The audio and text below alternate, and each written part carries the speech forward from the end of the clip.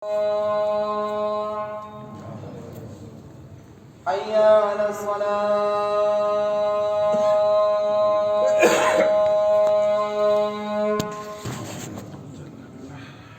حي على الفلاح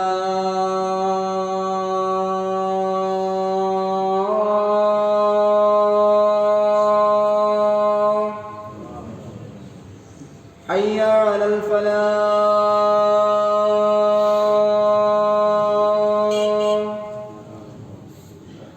الله أكبر الله أكبر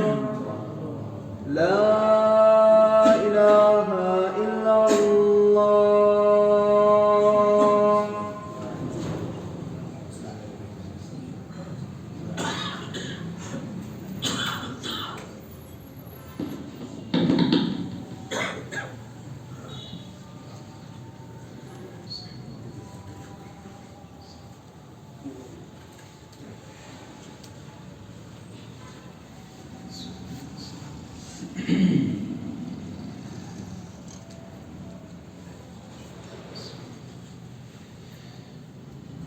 إن الحمد لله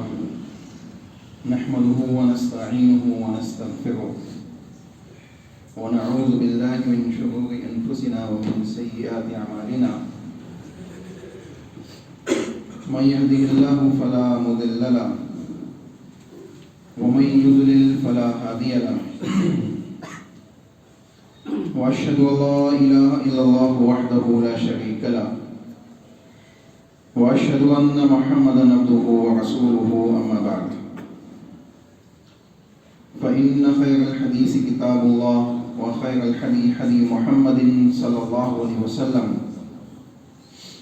وشر الأمور محدثاتها وكل محدثة بدعة وكل بدعة ضلالة وكل ضلالة في النار. فقال الله تعالى في كتابه المجيد فأعوذ بالله من الشيطان الرجيم بسم الله الرحمن الرحيم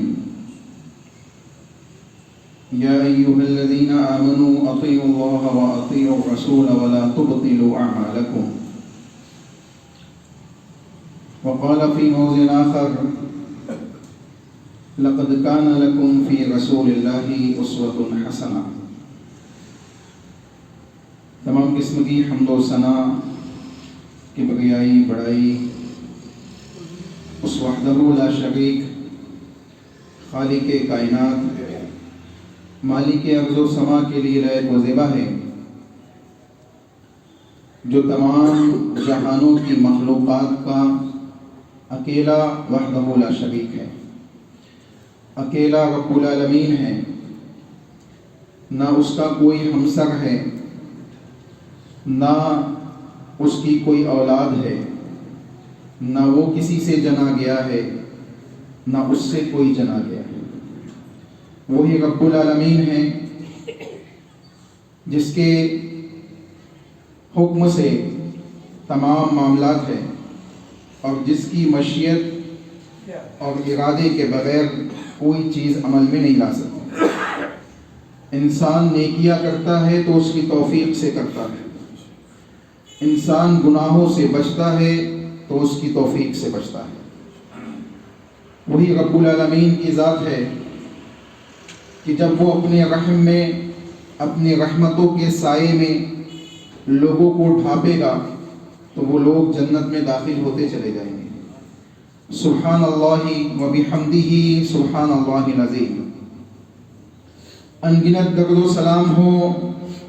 انبیاء کی مقدس جماعت پر، خصوصاً سید المرسلین رحمت للعالمین آمنہ کے لال جناب محمد رسول اللہ صلی اللہ علیہ وسلم کی ذات گرامی پر۔ اللہم صلی علی محمد وعلی آل محمد کما صلیت علی ابراہیم وعلی آل ابراہیم انک حمید مجید۔ اللہم بارک علی محمد وعلی آل محمد کما بارکت علی ابراہیم وعلی آل ابراہیم انک حمید مجید۔ دوستو، بزرگوں، نوجوان ساتھیوں، علامت قیامت کے سلسلے میں پچھلے چند جمعوں سے ہم سن رہے ہیں، تقریباً 3 سے 4 علامتیں آپ کے سامنے ذکر کی جا چکی ہیں۔ رسول اللہ صلی اللہ علیہ وسلم کی بعثت، رسول اللہ صلی اللہ علیہ وسلم کی وفات، چاند کا ٹکڑے کیے جانا، 2 حصوں میں تقسیم کیا جانا، یہ علامتیں آپ کے سامنے آ چکی ہیں۔ اسی طریقے سے انشاءاللہ مختلف علامتیں جو اوتھنٹک احادیث سے ثابت ہے، صحیح سند کے ساتھ جو حدیثیں ہمیں ملتی ہیں، کتاب و سنت کی روشنی میں جو ملتی ہے، اس کے سیاق و سباق کے حساب سے انشاءاللہ ہم اس کو سنیں گے اور سمجھیں گے۔ کعبۃ اللہ سے پہلے اللہ رب العالمین نے مسلمانوں کے لیے جس چیز کو قبلہ بنایا وہ ہے بیت المقدس۔ اس کی جانب رخ کر کر مسلمانوں نے نمازیں ادا کی، اور کعبۃ اللہ سے پہلے بھی یہ اہل اسلام کے نظر میں مقدس تھا، اور یہاں انبیاء علیہ السلام کی ایک بڑی جماعت کو اللہ رب العالمین نے مبعوث فرمایا۔ اس کی فضیلتیں قدیم زمانوں میں بھی تھی، آج بھی ہے اور قیامت تک رہے گی۔ رسول اللہ صلی اللہ علیہ وسلم نے جن 3 مسجدوں کی زیارت کی اجازت دی ہے، اس میں ایک ہے کعبۃ اللہ، دوسرا ہے مسجد نبوی، تیسری ہے بیت المقدس۔ ان 3 کے علاوہ انسان نیکیوں کی نیت سے، زیارت کی نیت سے کسی دوسری مسجد کی طرف قصد نہیں کر سکتا، اس کے لیے اجازت نہیں ہے۔ یہ 3 مسجدیں ہیں جن کی فضیلتیں بیان کی گئی۔ چنانچہ کعبۃ اللہ جو اسلام کا قبلہ اول ہے، مسلمانوں کے نزدیک اس کا ادب و احترام ہے، اس کا تقدس ہے۔ اللہ نے انبیاء علیہ السلام کو وہاں مبعوث کیا ہے، تو یہ کیسے ممکن ہے کہ کعبۃ اللہ خاتم النبیین کی امت کے علاوہ کسی دوسری قوم کے ماتحت ہے؟ اسی لیے رسول اللہ صلی اللہ علیہ وسلم نے احادیث صحیحہ کے اندر، صحیح بخاری کی حدیث ہے، اللہ کے نبی محمد رسول اللہ صلی اللہ علیہ وسلم نے بات ارشاد فرمائی، وَمِنْ إِشْرَاطِ السَّاعَةِ فَتْحُ الْبَيْتِ الْمُقَدَّسِ، کہ قیامت کی علامتوں میں سے یہ چیز بھی ہے کہ بیت المقدس کو فتح کر لیا جائے، بیت المقدس مسلمانوں کے ماتحت آ جائے گا، اور اللہ کے نبی محمد رسول اللہ صلی اللہ علیہ وسلم کی لائی ہوئی شریعت کو وہاں نافذ کیا جائے گا۔ چنانچہ بیان کیا گیا، فقد جاء فی حدیث عوف بن مالک رضی اللہ تعالی عنہ انہ قال قال رسول اللہ صلی اللہ علیہ وسلم اعدد 6 بین ید الساعة فذکر منها بیت المقدس۔ اللہ کے نبی محمد رسول اللہ صلی اللہ علیہ وسلم نے قیامت کی 6 علامتوں کو گننے کا حکم دیا، کہا کہ گنو، قیامت سے پہلے 6 چیزیں واقع ہوگی۔ ایک چیز آپ کے سامنے پچھلے جمعوں میں بیان کی گئی، انشاءاللہ یہ حدیث جب 6 کی 6 چیزیں الگ الگ انداز سے آپ کے سامنے آ جائے گی تو مکمل 6 چیزوں والی حدیث آپ کے سامنے رکھی جائے گی۔ رسول اللہ صلی اللہ علیہ وسلم نے کہا کہ 6 چیزوں کو گن لو قیامت سے پہلے۔ صحابی بیان کرتے فذکر منہا، اور اسی میں سے اللہ کے نبی نے بیان کیا فتح بیت المقدس، کہ بیت المقدس کی فتح یہ انہی 6 چیزوں میں سے ایک ہے، یعنی علامت قیامت میں سے ایک ہے۔ اور اس کے سلسلے میں احادیث کے اندر مختلف روایتیں ہمیں ملتی ہیں، 2 روایتیں دیکھیں گے، اور بیت المقدس کی فتح کے سلسلے میں انشاءاللہ چند باتیں آپ کے سامنے رکھی جائے گی، اور اللہ سے ہم دعا بھی کریں گے کہ اللہ رب العالمین رسول اللہ صلی اللہ علیہ وسلم کی اس پیشن گوئی کو قبول فرمائے اور اس کو کامیابی کا درجہ عطا فرمائے۔ اللہ کے نبی محمد رسول اللہ صلی اللہ علیہ وسلم نے اس کو علامت قیامت میں ذکر کیا، اور علامت قیامت میں جب اس کو ذکر کیا تو یقینی طور پہ یہ ہو کے رہے گی، اس کے ہونے میں کوئی شک نہیں. ہم مسلمان ہیں, ہم اللہ اور اس کے رسول کے اوپر ایمان رکھتے ہیں, ہم نے شہادتین کا اعلان کیا ہوا ہے, اقرار کیا ہوا ہے, زبان سے دل سے اس کی تصدیق کی ہے, جسمانی اعضاء سے اس پہ عمل کرتے. تو اگر اللہ نے کوئی بات کتاب اللہ نے بیان کی ہے,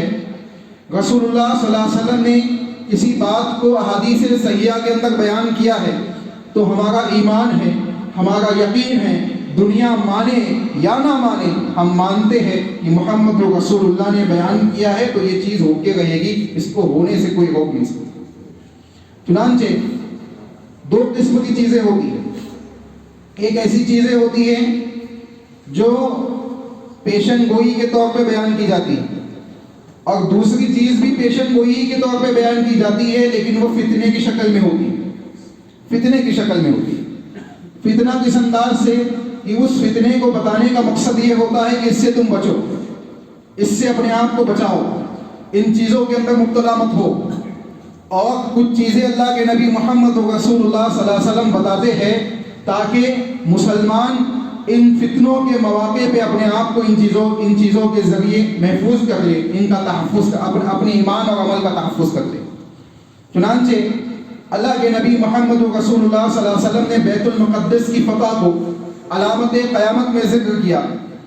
اور اگر ہم دیکھیں تاریخ اسلام کا جائزہ لیں, بڑے افسوس کے ساتھ یہ بات کہنی پڑتی ہے کہ آج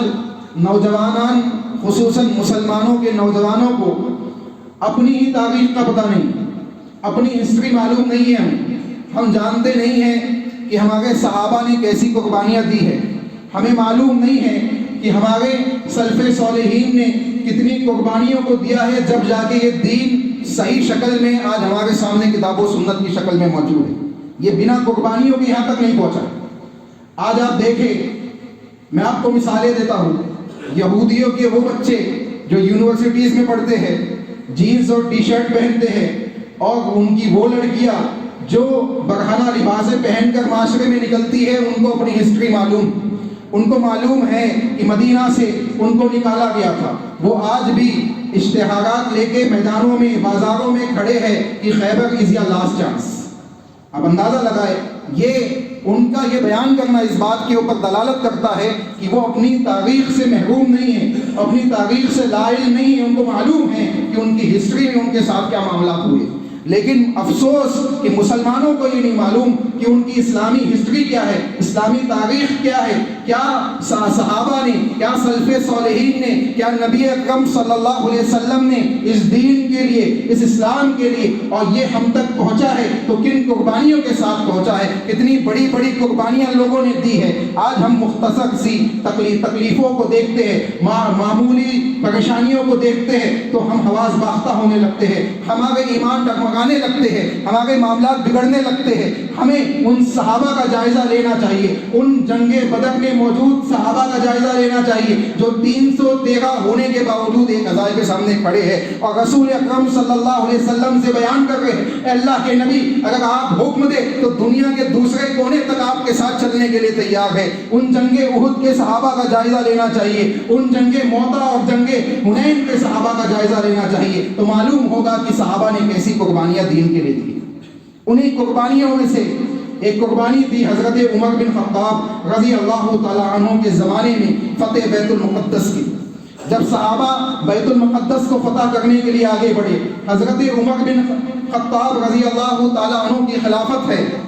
اس خلافت کے زمانے میں حضرت عمر نے ایک لشکر بھیجا بیت المقدس کی جانب, اور اللہ کے حکم سے مسلمان فتح یاب بھی ہوئے, مسلمانوں کو فتح یابی ملی. اور جب حضرت عمر بن خطاب رضی اللہ تعالیٰ عنہ, کئی دفعہ ہم سن چکے ہیں کہ حضرت عمر بن خطاب کو انہوں نے بلایا, کہا کہ ہم آپ کو چابی دے دیں گے, ہم اس چیز کو آپ کے ماتحت کر دیں گے, لیکن ہم چاہتے ہیں کہ آپ کا وہ خلیفہ جو مدینہ میں بیٹھ کر آپ کو گائیڈ کر رہا ہے اس کو یہاں بلایا جائے, ہم اس کے ہاتھ میں ان چابیوں کو دیں گے. چنانچہ حضرت عمر بن خطاب رضی اللہ تعالیٰ عنہ پہنچے, اور راستے کی تفصیلات آپ جانتے ہیں. حضرت عمر بن خطاب رضی اللہ تعالیٰ عنہ پہنچے, اور حضرت عمر بن خطاب نے بیت المقدس پہنچنے کے بعد جب پہنچے تو ان کو چابیاں دے دی گئی. پوچھا کہ معاملہ کیا ہے, یہ کیا معاملہ ہے, اتنے دور سے مجھے بلایا گیا. کام دیکھنا چاہتے تھے کہ وہ شخصیت کون سی، وہ شخصیت کون سی ہے جن کے ان معمولی پیادوں نے، جو مسلمان ہیں، جو ایمان والے ہیں، جو اللہ اس کے رسول پہ ایمان رکھنے والے ہیں، ان کے ان جذبات کے پیچھے اس دنیا کے اندر اس شخصیت کا کون سا ہاتھ ہے؟ اللہ کے نبی محمد رسول اللہ کے شاگردان رشید تھے، اور یہ ان کے خلیفہ تھے حضرت عمر بن خطاب رضی اللہ تعالیٰ عنہ، اور یہ وہ عمر بن خطاب ہے جو کعبۃ اللہ میں لگے ہوئے حجر اسود سے خطاب کرتے ہوئے بیان فرماتے ہیں کہ لا تذر ولا تنفع، اے حجر اسود تو نہ نفع دے سکتا ہے نہ نقصان دے سکتا ہے، نفع نقصان کا مالک تو اللہ ہے۔ یعنی جن کا ایمان اور عقیدہ اللہ کے اوپر مضبوط تھا۔ اب مسلمانوں کا ایمان اور عقیدہ دیکھے، مسلمانوں کا ایمان اور عقیدہ دیکھے تو معلوم پڑتا ہے کہ چھوٹی چھوٹی چیزوں کے اوپر عقیدہ تقسیم ہو چکا ہے، عقیدہ بگڑ چکا ہے، عقیدے کے اندر اللہ کے اوپر سے توکل ہٹ چکا ہے۔ یہ افسوس کی بات ہے۔ چنانچہ حضرت عمر بن خطاب رضی اللہ تعالیٰ عنہ کے سلسلے میں ایک مسند احمد کے اندر امام احمد نے، احمد بن حنبل رحمہ اللہ علیہ نے ایک حدیث ذکر کی ہے، حسن سند کے ساتھ ذکر کی ہے۔ کہتے ہیں عبید ابن آدم قال سمعت عمر بن الخطاب رضی اللہ تعالیٰ عنہ، وہ کہتے ہیں کہ عمر بن خطاب رضی اللہ تعالیٰ عنہ سے میں نے سنا، یقول لکعب ابن الاخیار ترى ان اصلی، حضرت کعب بن احبار ایک شخص ہے جو حضرت ابو بکر صدیق کے زمانے میں ایمان لاتے ہیں، حضرت ابو بکر صدیق کے زمانے میں ایمان لاتے ہیں، حضرت عمر کا بھی زمانہ پاتے ہیں، حضرت عثمان غنی کا بھی زمانہ پاتے ہیں۔ تقریباً اہل علم نے لکھا ہے 100 سال کی زندگی پائی انہوں نے، 100 سال یا اس سے زائد کی زندگی پائی۔ یہ شخص حضرت عمر رضی اللہ تعالیٰ عنہ کے ساتھ بیت المقدس میں کھڑے ہیں، اور عمر بن خطاب رضی اللہ تعالیٰ عنہ ان سے پوچھتے ہیں کہ تم کیا دیکھتے ہو کہ مجھے کہاں نماز پڑھنی چاہیے؟ یعنی میں بیت المقدس میں آ چکا ہوں، میں فتح اللہ نے مجھے عطا کر دی ہے، الحمدللہ ہم اس کو فتح کر چکے، لیکن اب نماز کہاں پڑھی جائے؟ وہ کہتے ہیں فقال ان اخذت انی صلیت خلف الصخرۃ، اے عمر اگر آپ مجھ سے پوچھتے ہیں تو میں تو یہ چاہتا ہوں کہ صخرہ کے پیچھے آپ نماز پڑھیں۔ صخرہ ایک مقام ہے جہاں سے بیت المقدس پورا کا پورا، جب اس کے پیچھے نماز پڑھیں گے تو پورا بیت المقدس سامنے آ جائے۔ تو حضرت عمر بن خطاب رضی اللہ تعالیٰ عنہ نے جب یہ بات سنی، دیکھے کسی سے صلاح لینے میں کوئی حرج نہیں، کسی صحابی سے نہیں پوچھا، تابعی ہے، ان سے سوال کیا۔ حضرت عمر بن خطاب رضی اللہ تعالیٰ عنہ نے صلاح تو لے لی، لیکن وہ صلاح چونکہ رسول اللہ صلی اللہ علیہ وسلم کے قول و فعل کے خلاف تھی، اس کو تسلیم نہیں کیا گیا۔ تو کسی سے آپ صلاح لیتے ہیں تو بات سمجھ میں آتی ہے، لیکن اگر وہ صلاح کتاب و سنت کے خلاف ہوگی تو وہ صلاح ایکسیپٹیبل نہیں ہوگی، وہ کام، وہ عمل ایکسیپٹیبل نہیں ہوگا، اس کو قبول نہیں کیا جائے۔ چنانچہ حضرت عمر بن خطاب رضی اللہ تعالیٰ عنہ نے ارشاد فرمایا فقال عمر زاہیت یہودیہ لا ولکن اصلی حیث رسول اللہ صلی اللہ علیہ وسلم، کہتے ہیں کہ تو نے تو یہودیوں کی مشابہت والی بات کہہ دی، تو نے جو بات کہی ہے یہ تو یہودیوں کی مشابہت والی ہے، یہودی بھی اسی جگہ نماز پڑھتے ہیں اور بیت المقدس ان کے سامنے ہو جاتا ہے، بلکہ میں اس بات کو نہیں مانوں گا، بلکہ میں تو وہ کام کروں گا جو رسول اللہ صلی اللہ علیہ وسلم نے کیا تھا یا اللہ کے نبی صلی اللہ علیہ وسلم کی خواہش تھی۔ کہتے ہیں کہ رسول اللہ صلی اللہ علیہ وسلم کے سلسلے میں فجاء عمر بن الخطاب رضی اللہ تعالی عنہ الى القبلۃ، اللہ کے نبی صلی اللہ علیہ وسلم جس کعبۃ اللہ کی طرف رخ کر کے نماز پڑھنے کا اللہ کے نبی کو حکم دیا گیا، اللہ نے بیت المقدس کو تبدیل کیا اور کعبۃ اللہ کو قبلہ بنایا، حضرت عمر بن خطاب بھی اسی قبلے کی طرف رخ ہوئے اور اپنی چادر نکالی، اور چادر نکالنے کے بعد وہاں جو کچرا اور مختلف چیزیں پڑی ہوئی تھی اس کو صاف کیا، اپنی چادر میں سمیٹ کے سائیڈ میں کیا، اور جب لوگوں نے دیکھا جو آپ کے مقتدی تھے، آپ کے پیچھے کھڑے ہو کے نماز پڑھنے والے تھے، ان سب نے بھی اسی قسم کے معاملے کو انجام دیا کہ انہوں نے بھی اپنی چادریں نکالی اور وہاں کے کچرے کو صاف کیا، کسی دوسرے کو حکم نہیں دیا، خود صاف کیا، اور اس کے بعد وہاں پہ حضرت عمر بن خطاب رضی اللہ تعالیٰ عنہ کی قیادت میں انہوں نے نماز پڑھی، اور حضرت عمر بن خطاب رضی اللہ تعالیٰ عنہ نے وہاں ایک مسجد بھی تعمیر کرائی۔ یہ بیت المقدس کا وہ پہلا مقام تھا جب بیت المقدس فتح ہوا۔ عہد عمر بن خطاب رضی اللہ تعالیٰ عنہ کی زمانے یعنی حضرت عمر بن خطاب کی خلافت کے اندر یہ فتح ہوا سن 16 ہجری کے اندر. عیسوی مطابق آپ دیکھیں تو یعنی 637 عیسوی کے مطابق یہ فتح ہوا. چنانچہ آج اسے اگر آپ دیکھیں تو تقریباً 1500 سال کے آس پاس کا وقفہ یعنی 1400 سال کے آس پاس کا وقفہ آپ کو ملے گا. چنانچہ یہ پہلا مقام تھا جب بیت المقدس فتح ہوا اور حضرت عمر بن خطاب رضی اللہ تعالیٰ عنہ بیت المقدس میں داخل ہوئے اور مسلمانوں کی حکومت وہاں قائم ہوئی. اس کے بعد ایک زمانہ نکلا اور حضرت عمر بن خطاب رضی اللہ تعالیٰ عنہ کی خلافت ختم ہوئی اور بعد میں معاملات اسی انداز سے بگڑنے لگے اور پھر وہاں صلیبیوں کا معاملہ یعنی غالب ہو گیا اور وہ اس کو پھر سے حاصل کر لیے. اس کے بعد دوسری مرتبہ یہ فتح ہوا صلاح الدین ایوبی کے زمانے میں. سلطان صلاح الدین ایوبی کے زمانے میں فتح ہوا. سلطان صلاح الدین ایوبی کی بھی معاملات آپ دیکھیں, ایک لمبی تفصیل ہے, اس جانب جانے کا وقت نہیں ہے. نور الدین زنگی جو تھے یہ ان کے ماتحت تھے, ان کی جنگ ان کی جو فوج تھی اس کے سپہ سالار تھے, اور بعد میں جب ان کا انتقال ہوا تو یہ چونکہ ان کے رشتہ داروں میں بھی ان کا تعلق تھا, چنانچہ انہوں نے ایک فوج کے ذریعے وہاں حملہ کیا اور اللہ رب العالمین نے ان کو بھی فتح یابی عطا فرمائی. تو آپ دیکھیں حضرت عمر بن خطاب کا کیریکٹر اور کردار دیکھیں اور حضرت صلاح الدین ایوبی کا کیریکٹر اور کردار دیکھیں تو آپ کو معلوم پڑے گا کہ یہ وہ شخصیات تھی جنہوں نے کتاب و سنت کو اپنی زندگی کے لیے آئیڈیل بنایا تھا, جنہوں نے رسول اللہ صلی اللہ علیہ وسلم کے اخلاق, اللہ کے نبی کے فرامین کو اپنی زندگی کا لاہ عمل بنایا. اللہ رب العالمین نے دنیا میں بھی کامیابی عطا فرمائی اور انشاءاللہ کل قیامت کے دن بھی ان لوگوں کو کامیابی عطا فرمائی جائے گی اللہ رب العالمین کی جانب سے. چنانچہ حضرت سلطان صلاح الدین ایوبی کا جو زمانہ تھا اس کا اگر آپ جائزہ لیں تو 583 یعنی 583 ہجری کے اندر انہوں نے اس کو فتح کیا. یعنی تقریباً ابھی اسے اگر آپ حساب لگائیں تو 900 سال کے آس پاس کا عرصہ پڑے گا. تو پتہ یہ چل رہا ہے کہ دوسری مرتبہ حضرت سلطان صلاح الدین ایوبی کے زمانے میں یہ فتح ہوا, لیکن جو علامت اللہ کے نبی محمد رسول اللہ صلی اللہ علیہ وسلم نے بیان کی ہے من اشراق الساعہ, فتح بیت المقدس, کہ بیت المقدس کی فتح بھی علامت قیامت میں سے ہے, تو ممکن ہے کہ یہ حضرت عمر بن خطاب کے زمانے میں جو پیش آیا وہی علامت قیامت مکمل ہو گئی ہو, یا جو حضرت سلطان صلاح الدین کا تو معاملہ دوسرا تھا, پہلا کس کا تھا حضرت عمر بن خطاب کا. لیکن اس کے باوجود اگر آپ صحیح مسلم کتاب الفتن کی ایک حدیث دیکھیں, صحیح مسلم کتاب الفتن کے اندر ایک حدیث ہم کو ملتی ہے جس میں اس بات کی وضاحت ہے کہ قیامت سے پہلے ایک اور لشکر نکلے گا جو بیت المقدس کی طرف بڑھے گا اور اللہ رب العالمین ان کو فتح یابی عطا فرمائے گا, یہاں تک کہ اس وقت جو وہاں درخت ہوگے, دیواریں ہوگی اور مختلف چیزیں ہوگی, وہ تمام کی تمام بول اٹھے گی کہ اے مسلمان میرے پیچھے یہودی چھپا ہوا ہے, اے مسلمان میرے پیچھے یہودی چھپا ہوا ہے, سوائے ایک درخت کے جس کو آپ بڑھ کا درخت کہتے ہیں غالباً, اس کو مختلف نام اس کے معاشرے کے اندر موجود ہے, اس کی بڑی بڑی شاخیں ہوتی ہے جو زمین میں آ کے گڑ جاتی ہے, اس درخت کے پیچھے چھپیں گے جس کی یہودی پوجا بھی کرتے ہیں, اور وہ درخت یہودیوں کو پناہ دے گا. اس کے علاوہ بقیہ تمام چیزیں یہودیوں کے سلسلے میں بتائے گی اے مسلمان یہ میرے پیچھے چھپا ہوا ہے, اے مسلمان یہ میرے پیچھے چھپا ہوا ہے. چنانچہ اس وقت اللہ رب العالمین مسلمانوں کو فتح یابی عطا فرمائے گا. ایک بات یہ بھی معلوم پڑتی ہے کہ من اشراط الساعہ کے اندر وہ بات بھی ہو سکتی ہے جو رسول اللہ صلی اللہ علیہ وسلم نے صحیح مسلم کی حدیث میں بیان کی کہ قیامت کی علامت میں سے یہ ہے کہ بیت المقدس کو فتح کیا جائے گا. اس کا مطلب ہے کہ وہ آخری وقت ہوگا جب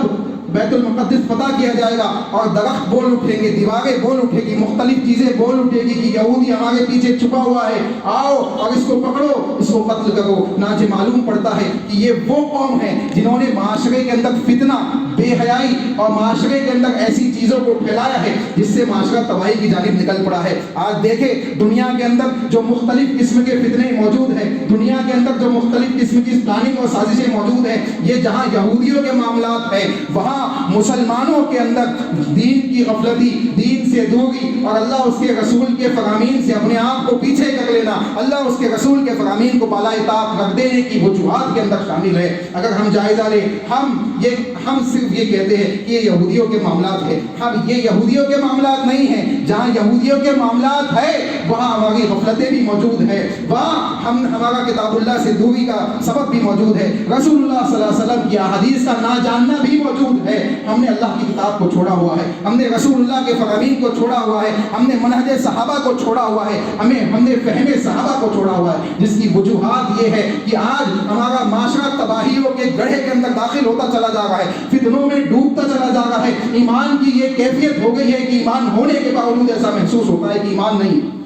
ایسا محسوس ہوتا ہے کہ ایمان کی کوئی حیثیت بچی نہیں ہے۔ وہ حدیث یاد آتی ہے کہ اللہ کے نبی محمد رسول اللہ صلی اللہ علیہ وسلم نے صحابہ کے درمیان بیان کیا کہ جس طریقے سے بھوکے دسترخوان پہ ٹوٹ پڑتے ہیں، جس طریقے سے بھوکے دسترخوان پہ ٹوٹ پڑتے ہیں، ویسے ہی ایک زمانہ آئے گا کہ مسلمانوں پہ مختلف قومیں ٹوٹ پڑے گی۔ صحابہ نے پوچھا اللہ کے نبی کیا مسلمان تعداد میں کم ہوگے؟ اللہ کے نبی کیا مسلمانوں کے پاس تعداد نہیں ہوگی؟ اللہ کے نبی محمد رسول اللہ صلی اللہ علیہ وسلم نے بیان فرمایا تعداد کثیر ہوگی، کثیر تعداد میں مسلمان ہوں گے، سمندر کی جھاگ کے مانند تعداد مسلمانوں کی موجود ہوگی، لیکن حیثیت کچھ نہیں بچے گی۔ جس طریقے سے سمندر کی جھاگ ہوتی ہے وہ اڑاتے ہوئے کچرے کو لے آتی ہے اور کچرے سے سمندر کو صاف کر دیتی ہے، ٹھیک اسی طریقے سے مسلمانوں کی حیثیت ہو چکی ہوگی، وہ کچرے کی مانند ہوں گے، ان کا رعب اور دبدبہ ختم ہو چکا ہوگا۔ آج ایمان اور عمل صالح کی کیفیت ہماری یہی ہو چکی ہے، جس کی وجہ سے آج مختلف قومیں آپ کے اوپر فتنوں کے مانند ٹوٹ پڑی ہے۔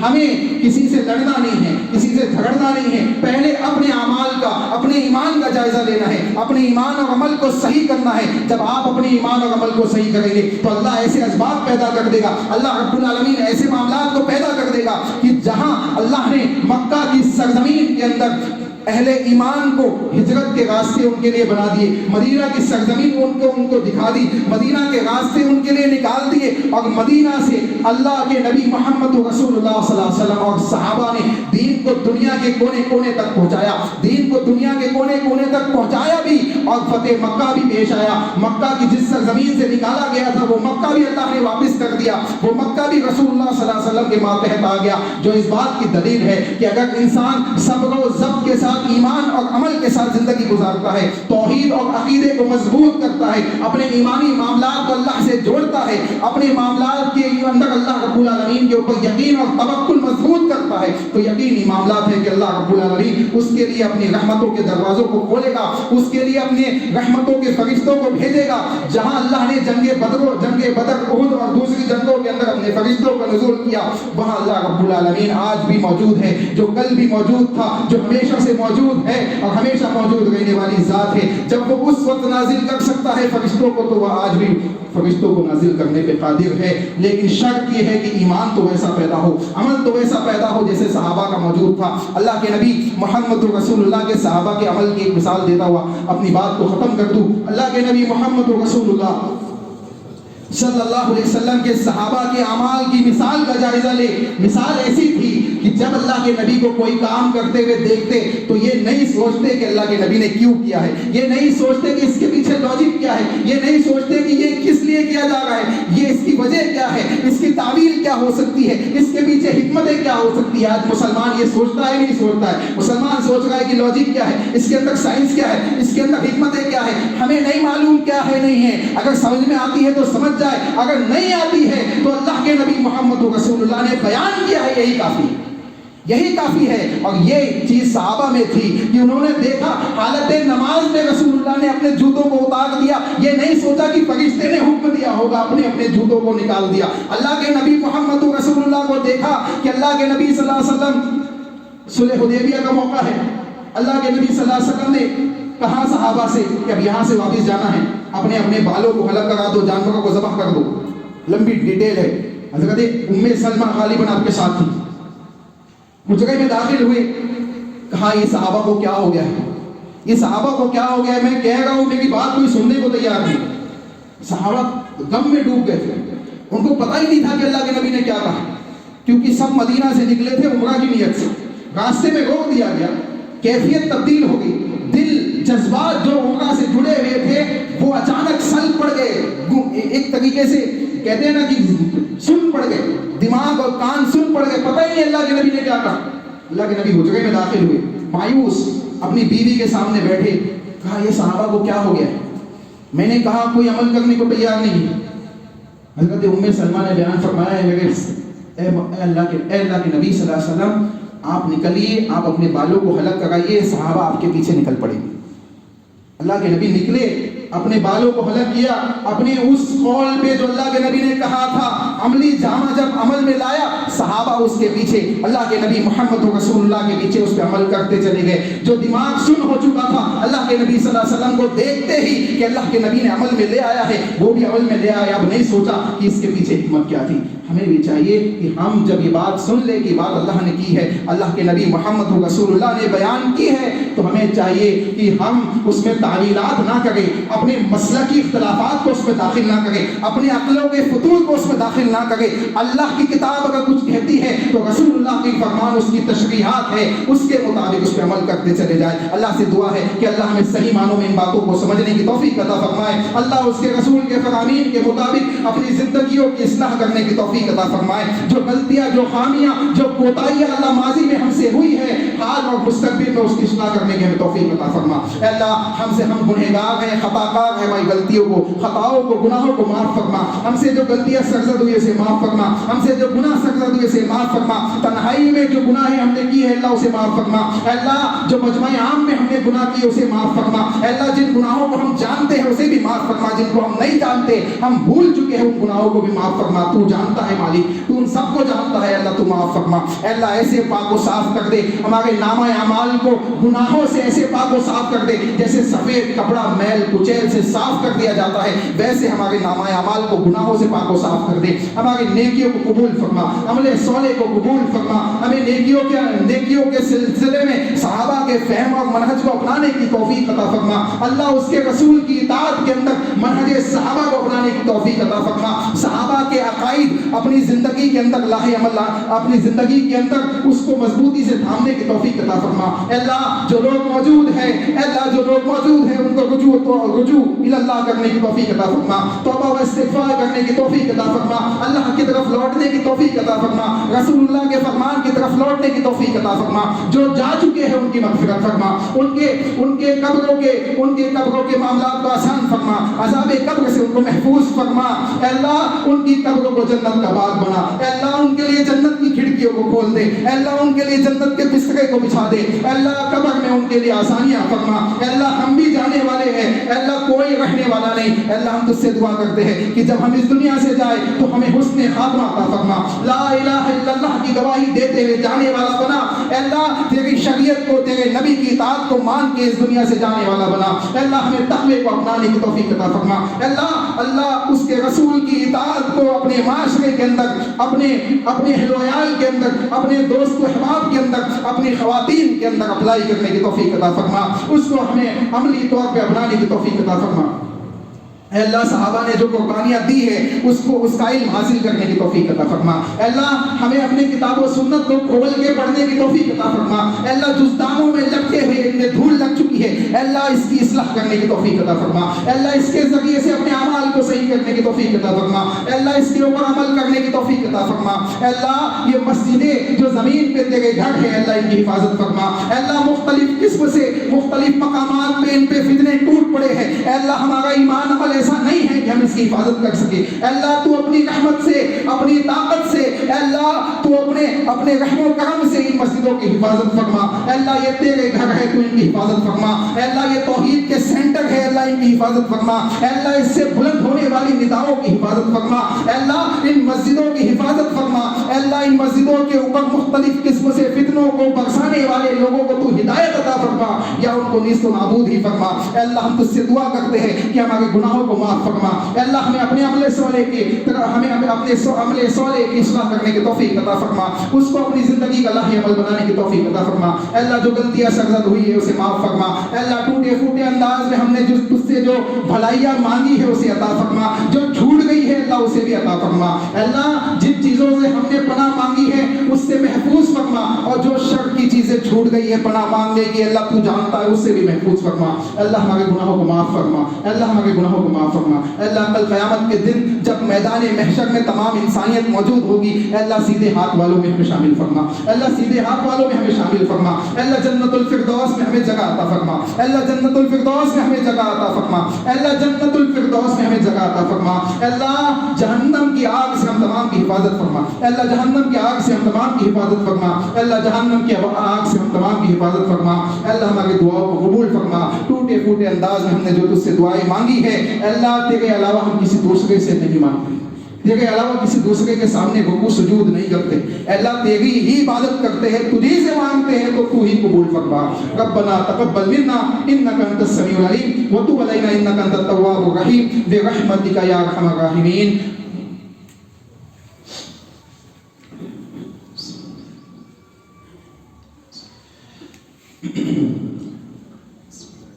ان الحمد للہ نحمده ونستعينه ونستغفره ونعوذ بالله من شرور انفسنا ومن سيئات اعمالنا من يهده الله فلا مضل له ومن يضلل فلا هادي له واشهد ان لا اله الا الله وحده لا شريك له واشهد ان محمدا عبده ورسوله اما بعد فاعوذ بالله من الشيطان الرجيم بسم الله الرحمن الرحيم ان الله وملائكته يصلون على النبي يا ايها الذين امنوا صلوا عليه وسلموا تسليما اللهم صل على محمد وعلى ال محمد كما صليت على ابراهيم وعلى ال ابراهيم انك حميد مجيد اللهم بارك على محمد وعلى ال محمد كما باركت على ابراهيم وعلى ال ابراهيم انك حميد مجيد. عباد الله رحمكم الله ان الله يأمر بالعدل والاحسان وايتاء ذي القربى وينهى عن الفحشاء والمنكر والبغي يعظكم لعلكم تذكرون. قوموا الى الصلاة.